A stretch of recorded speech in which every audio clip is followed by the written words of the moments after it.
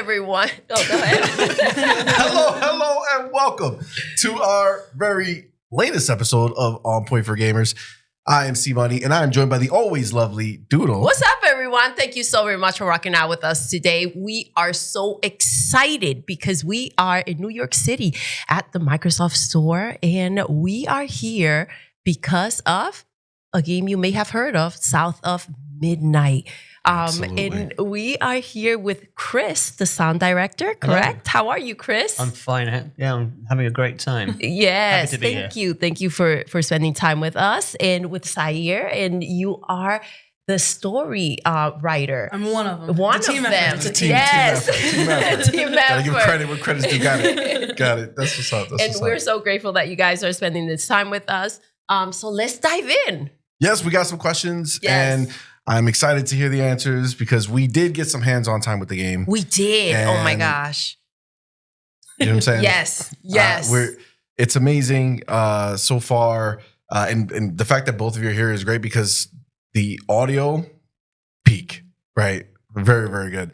And the story so far has been great. The way this chapter ends. Oh man.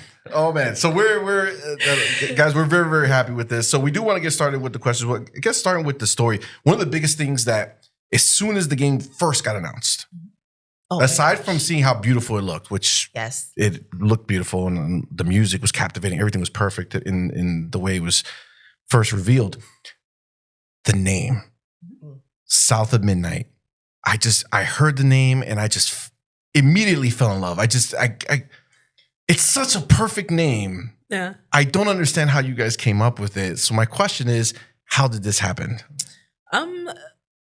It's kind of, again, I'm going to talk about group effort a lot, but it was the code name for the project was Midnight.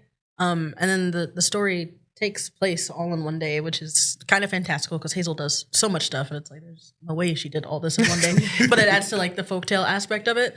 And so South of Midnight, everything in the story is happening like South of Midnight, and then the game ends after the day ends. And it just sounds cool. Like it sounds cool. It sounds Southern Gothic. It's got a little mystery to it because you hear South of Midnight, it doesn't tell you anything really. But it's just got a vibe, I guess. It doesn't tell you anything, but you want to know more. Like, let me in. Let me see what this is all about. It's just, it had me right off the get-go. It's got some aura to it, It does. It has an essence about it.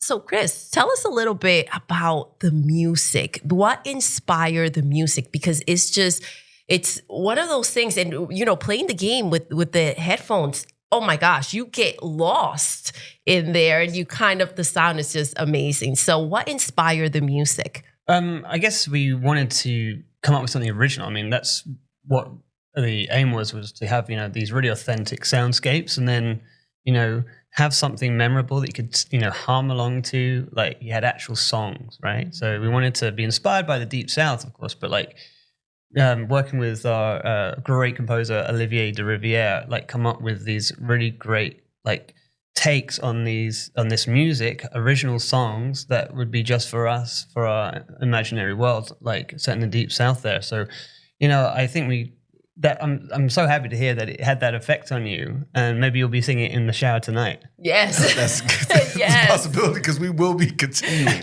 to play that for demo. Sure. That was phenomenal. Sure. So.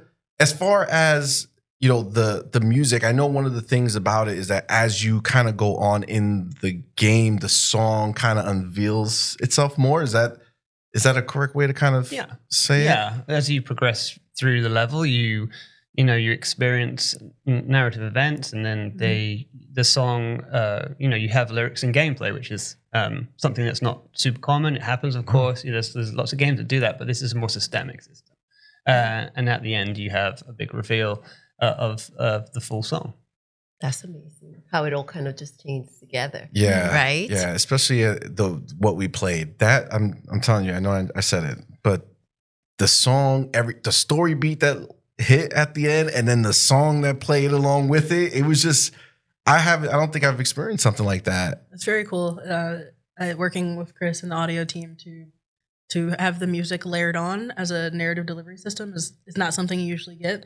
So writing the lyrics and helping them integrate it into like the pattern stain. So that's the little narrative moment you saw where you learn, I think, 4 different parts of the story, and then it all comes together. So that was just like, I've never done anything like that. And working, like I said, working with Chris on it was really, really cool.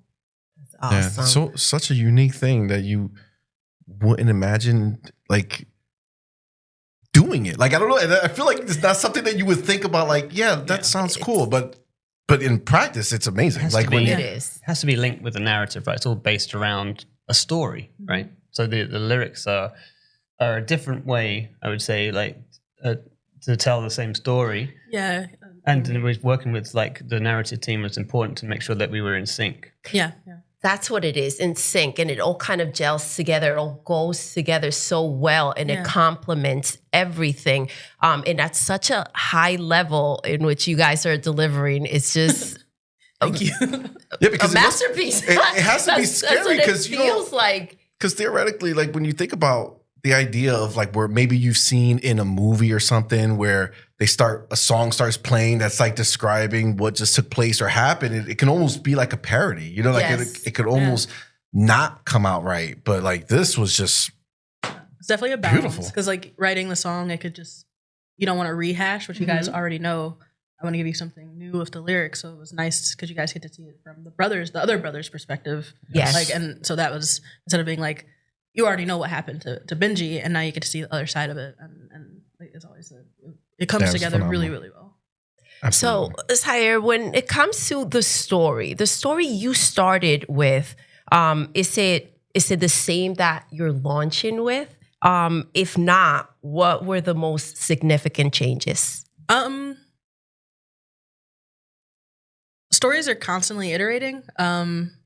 So no, the story we started with is not the story that we ended with. I don't know how much I can say about like those opening changes, but like you know, some stuff has to get cut, some stuff has to get added. And stories are kind of alive, so you might think you might plot out one thing, and then as you're playing, you'd be like, oh, I really identify with this character. Something about this feels weird. And so you kind of have to spend the time to. And because games are so collaborative, you know, you have to work with art, you have to work with sound, you have to work with narrative, you have to work with gameplay, level design. There's so many things that come together. So a lot of it is like, what does this department have the bandwidth for? What do we have the bandwidth for? What do we have the budget for? So I'll say no, that the story wasn't like the same, but the framework of it is the same. Yes. Like we always knew we were going to have a Hazel. We were going to have creatures in the South. We wanted to do something with the weaving. So that framework is there. But the way that we ornament the framework, I would say it's still very familiar, but it did have some differences. But I think if you looked 3 years ago, you would still be like, oh yeah, that's South of Midnight, but like South of Midnight's cousin. I don't know. Like, it's like they're in the same family, but it's not quite the same thing. Okay. And, I mean, in that respect, as far as like the music, is that the same kind of idea? Like it's, Chris would know better. you know, the idea of it started the same, but you know, just because of what the game needed, it shifted, or Yeah, I mean, we had this really novel way of doing things, which was getting started early with the music, with Olivier, with David Sears, the creative director, and with the narrative team. We all worked together to kind of make I would say like a concept art piece, but in music, which is, I'm not sure if that's super common or not, but it was the way that we wanted to work. And, you know, we would make basically a song, you know, like a song for each creature or chapter. And we had that super early on. And then from that, you know, that song, which you could say like a concept art piece, which spawns the level art, the 3D art and stuff, we were able to derive the level music from those songs. And that was such a interesting way of doing it, to have these songs and stories first. I'm very much used to having things later when all the visual stuff is created, right? And then now we get to put stuff on when we know the timing and everything. But we were able to get started super early, and that was a really great experience for me. And I'm wondering about if we could ever do that again, because obviously there's a bit of budget involved, right? So you go make all these songs, you like make an album like right out the gate. Oh, we're finished, thanks. oh my gosh, that's true. That's a good way to put it. The concept art, like you recognize it, but it's different from the final product. Yes. Yeah, that's so awesome, because that's so like the music because you get to do it so early, really kind of almost sets the mood, right? Like you guys kind of work out that feeling of what's going to be taking place. I mean, when you're playing the game, like the soundtrack, you know, everything that's happening, it's putting you in a mood, you know? And I feel like this game in particular did that for me strongly. Like as I was playing, I really felt immersed into it. And even when you go into like the sound effects and stuff like that, like when you're fighting and things like that, I don't know if I'm making this up in my head, but I really felt like there was almost like a soundtrack of sound effects. You know what I'm saying? Like they worked together like it was a song. Like it was weird. It was crazy, but that's what I felt like as I was like attacking, and then I could hear another creature coming from the other side. But it's like I feel like all the sounds just gelled like together, kind of merged, right? It just like flowed like with a nice the music that was happening too. Almost like lyrics to the music. It's weird. Again, I don't know if I'm fabricating this in my mind. I'm telling you zone out. I really felt amazing. Like Chris can talk about it from like the technical perspective, but when I like play to like test things out, I feel like once you get into a rhythm, it does kind of have that like not like a rhythm game, but it has a certain like feel to it where I can feel the combat. Like like definitely not like a rhythm game, right? Like it's not like a Hi-Fi Rush type situation. Yeah. This is it's an action game that I'm playing, but it's just like I feel like every sound effect, like it just meshes so well. My team will be very happy to hear you say that. Yeah. Good. I'm glad. Pass that feedback. I'm very proud of them, and like, yeah, I'm glad you had that feeling because obviously, yeah, we do. It is all conscious decisions to use voices in the attacks. We have your magic, which is represented by a choir of kid voices, right? Like recorded in the South, a local gospel church just outside Nashville. So I'm not crazy. No, there was lyrics. Yeah. This is what I felt. That's great. And they're aggressive when they fight with you. They're playful when they traverse with you. They whisper guidance to you. That's awesome. They guide you to magical items. They take the journey with you, right? And that's maybe what you hear is like this these voices that complement the movements. And when if I'm not mistaken, when I clicked that button to show me the path, did they say Hazel? Yes, it whispers, right? Like, It's really Yeah.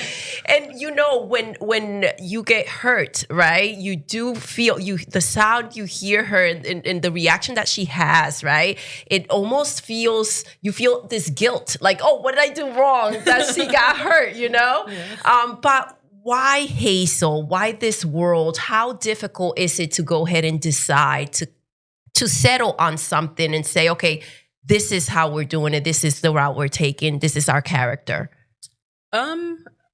It's I know our one of our directors, David Sears, like he grew up in the South, so a lot of the story, parts of it are inspired by him and him like growing up, being in the swamps, being in the woods, and we're also thinking of the South not as like a specific place, like it doesn't take place maybe in like Mississippi or in Georgia. We're thinking of the South as a region, so you have like the Appalachians, the swamps, the bayou. Like the hills. So it's kind of just like a love letter to the South and to the history there and to the people there. And Hazel's character, I think, is just someone on the team. We came up with her who we wanted her to be. We wanted her to be brave. We wanted her to be empathetic. We wanted her to be like a little impulsive. Yes. But like, I think she's overall like. If I was 19, I'd hang out with Hazel. She seems cool. Like, yes. If I was a parent, I would want my kid to have a friend like Hazel. And I feel like she's a kind of a hopeful character. Like she's got all these like weaver powers that she got that the land granted her, but she's not like saving the world. She's not bringing down a regime or like changing the system. She's just looking for her mom, and she's happening to find all these other magical things along the way. And I think her empathy and how she handles it is like really one of the parts I really like best about her. Yeah. Agreed. That's amazing. Yeah, I honestly, when I watch, just playing as her, seeing her on the screen, she feels like she's a person. Yeah, that's what I like. I want her to feel, dimensional. Like the team really was like, she has some faults. So she gets angry quickly sometimes. Like but she's at her core. You still feel like she's a good, interesting, like caring person, and she's like doing her best, even if like she doesn't understand what's going on because, you know, she's taking time out of like finding her mom to help these creatures, which like is a kind of an intentional act, I feel like. So what would you want to tell the players by the end of the story? What do you hope that the players kind of are left feeling? For me, I think I want them to feel hopeful because we're writing Southern Gothic, which doesn't tend to be a terribly hopeful genre. Like you live terribly and you die terribly, and that's it a lot of the time. But I like that Hazel.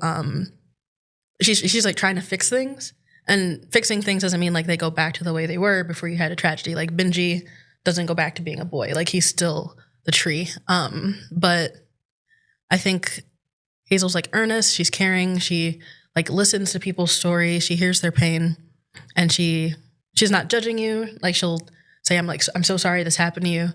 And I think that's something that I think like a hopeful, earnest character is I think something the world always needs. And just like she's kind, she's brave, and I think that's I don't know, it's just a very human story. And the journey with like her mom, we can all relate to like arguing with our parents. But you know, I think Hazel comes to understand her mom better, see her mom as like, you know, a more multi-dimensional person as well. It's like the first time you see one of your parents cry. Yeah. And it's like, oh, there's so much more than like, you know, allowance and dropping me off at school and fussing at me. Like Hazel's mom has things and like she loves Hazel very much. And that's like sometimes can be hard to see when you're a teenager, yes, becoming absolutely. an adult. And I think it's just a very human story that I hope people relate to. That's fantastic. That's awesome. One other question about the story with the echoes. Mm-hmm. So you do see them in the world, and they are there. Did that come about from her character? Like, did you say she is empathetic? She is, you know, willing to hear people out, see people's story. What role does it play? Well, you'll see more as the game progresses. This is only the start of that. It progresses some throughout the game. But we liked the idea of weavers. Like Hazel's not the first weaver. And we like the idea of a weaver maybe coming from like a disenfranchised group, especially like being in the South, someone who would like fight for what's right and like for the community. And so it's kind of like a lot of the game is like respecting the South and the history and like the resilience that comes from that, the communities you build from that, their traditions and the culture. And I think that the Weavers are just a fantastical way of doing that. So Hazel was like seeing that and being kind of mentored across a lot of time. And I think it's like an homage to just like the elders in our lives, kind of who raise us and keep us going. And I think that's something that was a really interesting narrative beat.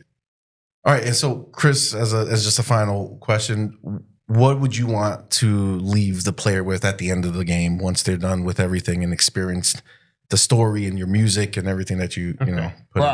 I mean, it's Olivier's music, but I'll take credit. Yeah. Olivier wrote those songs. But I say, like, have fun, explore our world, and, like, make music, whether it's in the game or if you're mashing out one of the covers from one of the songs from our game. Awesome. Thank you guys so much. Appreciate your time. Thank you for your time. Thank you guys for rocking out with On Point. Until next time, you're intruding.